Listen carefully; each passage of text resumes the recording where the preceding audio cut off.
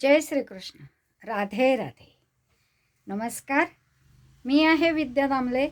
मी एक छोटीशी एकांकिका सादर करणार आहे. त्यात पात्र पुरुषाचंही आहे, सासूचं आहे, सासऱ्याचं आहे, आईवडिलांचं आहे, शिवाय मुलीचं आहे आणि मुलगी त्या घरी जाताना सून होते. अशा पद्धतीचं एक पात्री एकांकिका आहे. छोटीच आहे. ती तुम्ही सर्वांनी ऐकून घ्याल अशी माझी विनंती आहे. राधे राधे. जय श्रीकृष्ण. मुलगी म्हणजे धनाची पेटी. धनाची पेटी म्हटल्यानंतर आईवडिलांना आनंद हा असतो. कोणतंही मुलं असू दे, मुलगी असू दे अथवा मुलगा असू दे, 2 मुलं असू देत, जुळी मुलं असू देत, तिळी मुलं असू देत, ती सुद्धा आईवडिलांना आनंदाचीच असतात आणि आवडती असतात, प्यारी असतात. तसंच सुमा, माझं नाव सुमा. मी आईवडिलांची लाडकी, लाडाकोडात वाढलेली, लहानाची मोठी झाले, शिक्षण झालं. थोड्या दिवसांनी एक मुलगा बघायला आला. एकांकिका आहे हां, ही शोकांतिका नव्हे, एकांकिका आहे. असंच मुलीला मुलगा पसंत पडला, मुलाला मुलगी पसंत पडली. त्याचं नाव होतं प्रेम. नाव प्रेम. ही सुमा आणि हा प्रेम. असं होता त्यांचं लग्न झालं. सुमा आणि प्रेमचं लग्न झालं. जेमतेम 4 महिने चांगलं चाललं. नंतर प्रेमने काय केलं, सुमाला घरातून हाकलून दिलं. काही कारणास्तव किंवा एकमेकांचं पटत नसेल म्हणून, एकमेकांचं पटलं नाही म्हणून मला घरातून हाकलून दिलं.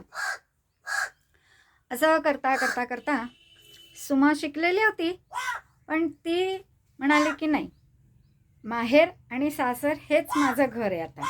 म्हणून ती बॅग घेते.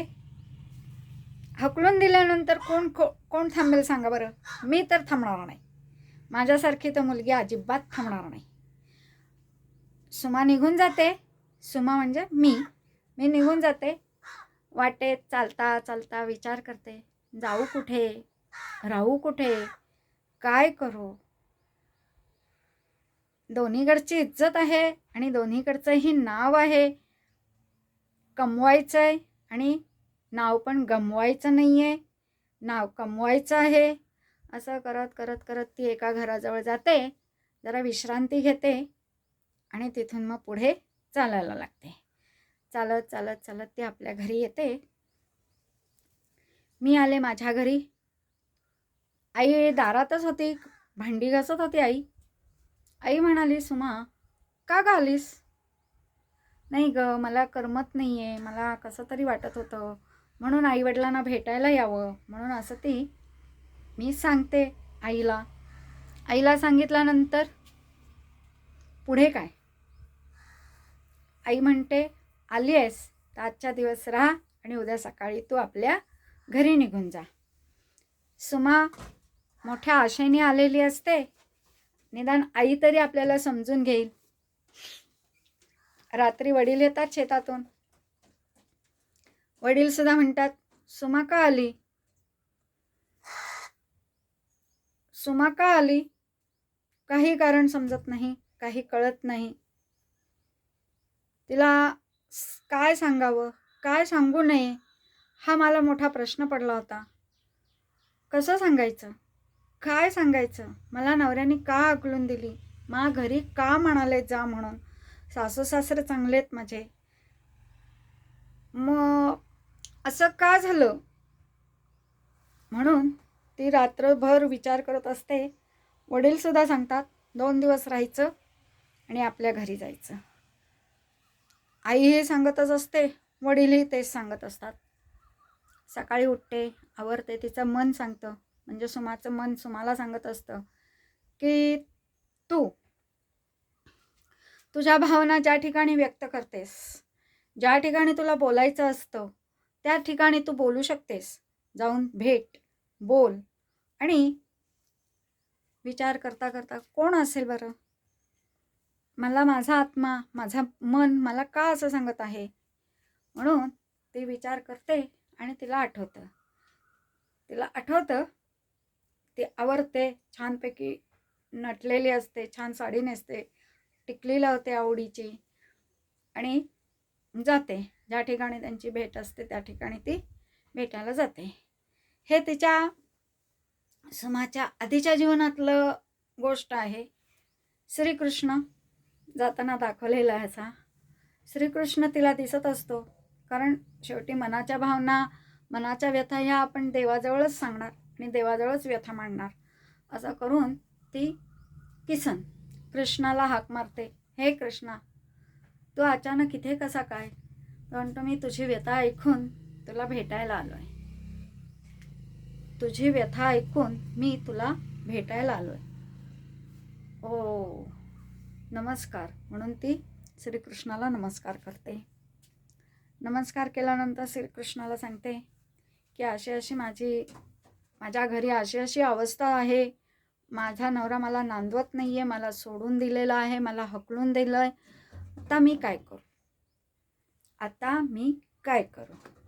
तो म्हणतो, का? कशासाठी?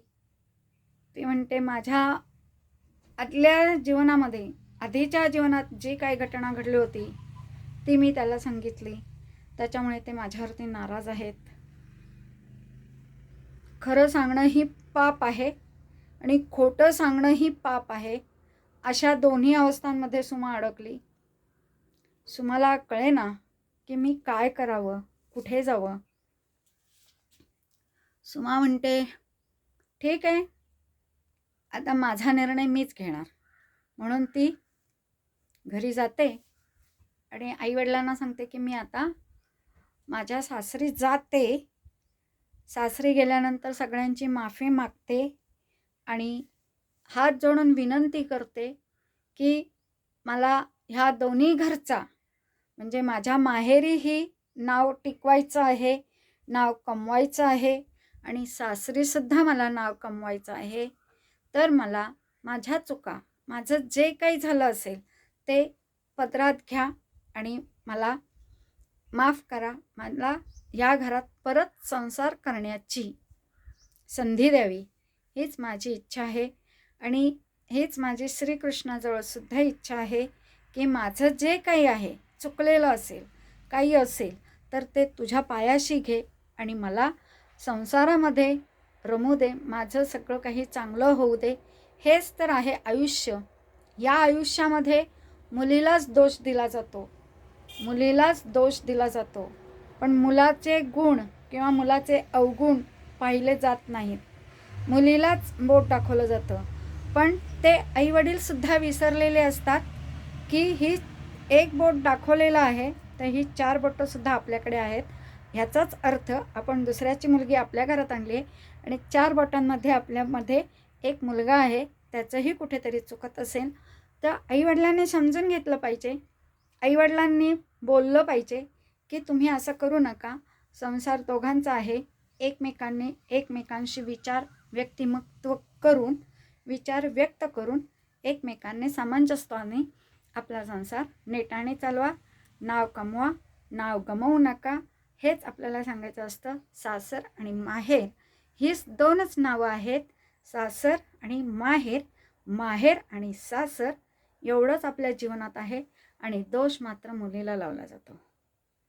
जय हिंद, जय महाराष्ट्र. तर मुलीला कोणत्याही प्रकारचा दोष न लावता तिच्या चुका समजावून घ्या. तिचे काही गुण असतील तर ते समजून घ्या, तिला सांगा, तिला समजवा. समज दिली तर सगळ्या गोष्टी होऊ शकतात, नाही समज दिली तर कोणतीही गोष्ट होऊ शकत नाही. फक्त एवढंच करायचं, त्यांना मार्ग दाखवायचा. मार्गदर्शन करणं हे मोठ्यांचं काम आहे आणि मार्गदर्शन केल्यानंतर कोणत्या रस्त्यावर चालायचं हे आपल्यासारख्यांचं, अर्थात सुमा आणि प्रेम ह्यांचं कर्तव्य आहे. म्हणून सांगते की कोणत्याही मुलीला किंवा कोणत्याही मुलाला दोष देण्याआधी त्यांच्या चुका काय आहेत त्या समजून घ्या आणि मगच त्यांना दोष द्या आणि त्यांना त्यांचे मार्ग मोकळे करा. की जेणेकरून ते स्वतःच्या पायावर उभे राहतील. ह्या पद्धतीने त्यांच्याशी सामंजस्य ठेवा. हेच आपलं सांगणं आहे, हेच आपलं सासर आहे आणि हेच आपलं माहेर आहे. जय हिंद, जय महाराष्ट्र. माझा हा व्हिडिओ ब्लॉग तुम्हा सर्वांना कसा वाटला?